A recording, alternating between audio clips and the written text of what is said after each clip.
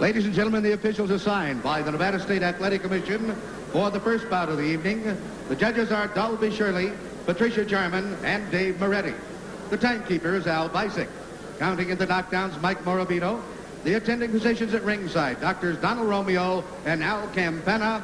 And your referee is Carlos Padilla. The opening bout of the evening featuring 4 rounds of boxing in the light heavyweight division. Introducing, in the red corner, fighting out of Las Vegas, Nevada, weighing in at 172 pounds, with a professional record of no wins, 2 defeats. Ladies and gentlemen, here is Adrian Riggs. And in the blue corner, from Detroit, Michigan, he too weighs 172 pounds. This young man is making his professional debut. Introducing professional Michael Moorer.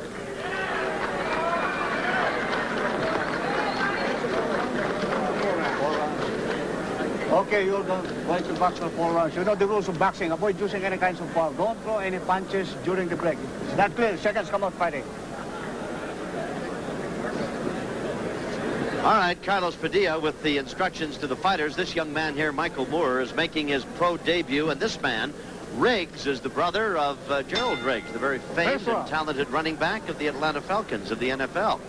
Well, I told you, if you're a southpaw, you got to love it tonight. We've got 4 lefties out there, and Moore in the gold trunks out of the Kronk stable in Detroit is number 1.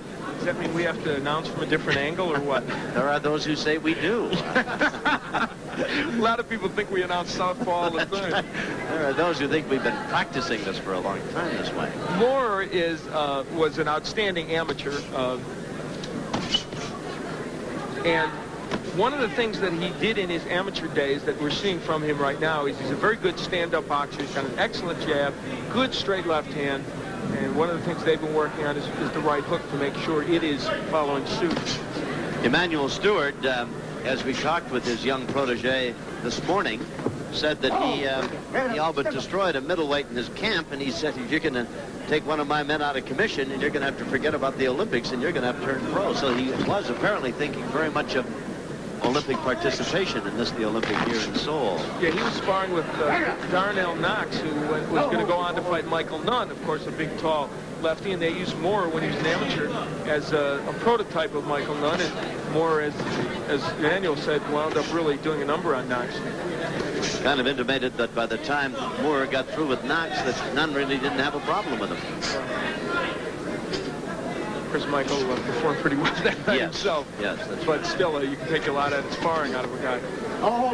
Riggs is really trying to go to the body here, trying to get that left hook in. And one of the things you got to know about Riggs is this is only the 4th fight he's had in life, period.